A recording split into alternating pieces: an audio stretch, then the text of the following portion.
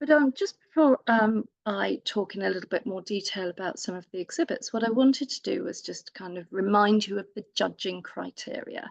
So there's three main areas that the judges are looking at: technical skill, which encompasses observation, 3D modeling of form, shading and tonal range, particularly appropriate with monochrome or pen and ink or pencil works, color accuracy, variation, and quality of application. So this might be for any color, so whether it's via watercolor or colored pencil. The second section, which is the one that really is very, very important to get right, is the science and the horticulture. Now, these two areas are sometimes complementary, but sometimes quite distinct as well. So the scientific element of this is really looking at dissections, magnifications, observation of the specimen, the quality of the specimen, and then the inclusion of scale and scale bars. The judges are looking to see whether the life cycle, character, and habit of the plant is included, and then, where appropriate, the habitat, local ecology, or environment. Now, here's where the horticultural element comes in, because it might be that the plants that you're descriptive and describing are more horticultural, and therefore the scientific elements perhaps are slightly less significant in your composition, because what you're wanting to do is really kind of pull out the story of the habit, of the way it grows, what it contributes to our garden environment, its pattern and its colour, which is entirely appropriate. But we do need to make sure that the science is accurate as well. And then finally, the area that I'm going to talk about in a little bit more detail is the composition and overall impression. So this is for individual pictures. It's the arrangement of the picture on the white space, that negative white space, as well as the painted area, how the composition of the individual works work within the frame, as well as the overall composition of the exhibit, the aesthetic impact of the exhibit, and how well the viewer can comprehend or read the picture. How easy is it to understand what has been included in that illustration?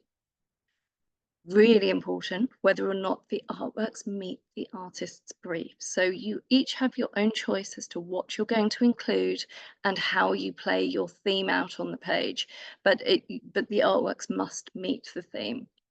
And then finally, the scale of endeavour, the scope or ambition of the project. So this might be that you have been growing the plants from seed and you've had the challenge of managing those within your own garden environment, of sourcing those, of ensuring that they're growing in the best possible conditions, and then painting them yourself. This comes with many of its own challenges, which might be weather, as we've all had issues with, or it might be that you're trying to get your seeds to grow in the best possible way to give you the strongest possible specimens. Or it might be that you've travelled far and wide, and therefore your scope and scale of endeavour is in the journey and the comprehension of perhaps little known or little understood plant specimens. So here we're going to just sort of talk a little bit more about some of the examples here, and they're very, very different. We have to the far side the hellebores here by Juliette Rouse, and Juliette chose a very specific and tight theme, which meant that she was able to meet this really, really well. She was looking specifically at hellebores, so you really get that fabulous comparison of hellebores, different varieties, and how the pattern and the shape and the colour comes together, and really where the variety plays out in that form. The next one on the side there is one from the Korean botanical artist who chose to do a theme on the plants that have traditional cosmetic use. And so this again was a lovely theme and very different to anything we've seen. And the important thing here with a group exhibit was to get the paintings to work together as a set because they're all by different artists, which they achieved brilliantly. And really that's a very difficult thing to do. And being able to pick such an unusual and engaging theme and then play that out across 6 pictures by different artists was really very impressive. The next artist was Manuel Saro, who took a very personal theme, and we shall be hearing from him as well a little bit later, looking at Pinus sylvestris growing in a specific and distinct national park in Spain. So really looking at the way in which these trees, quite iconic trees, really, you can see there the little figure he's included for scale, and how he was able to meet his brief by looking at a single genus and really looking and exploring in great detail at how that genus looks different according to slightly different growing seasons, different perspectives.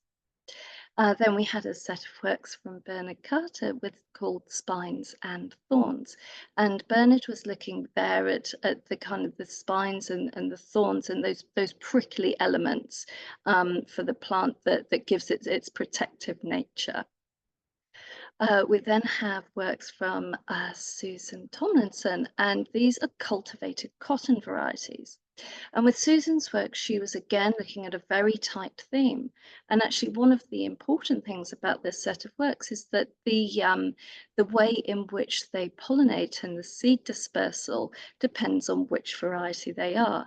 And they might disperse clockwise or anti-clockwise. And here you can see from this illustration that the seeds dispersed anti-clockwise. So part of that compositional arrangement was really very much telling the story that was part of her discussion in her artist text as well.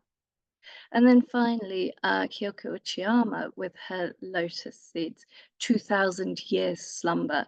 And again, a very, very tight, very specific set of pictures looking at a particular variety and genus and what was important about them as they changed through the growing season, and that observation that really gives you a very rich story about this way the plant looks and how it changes over time.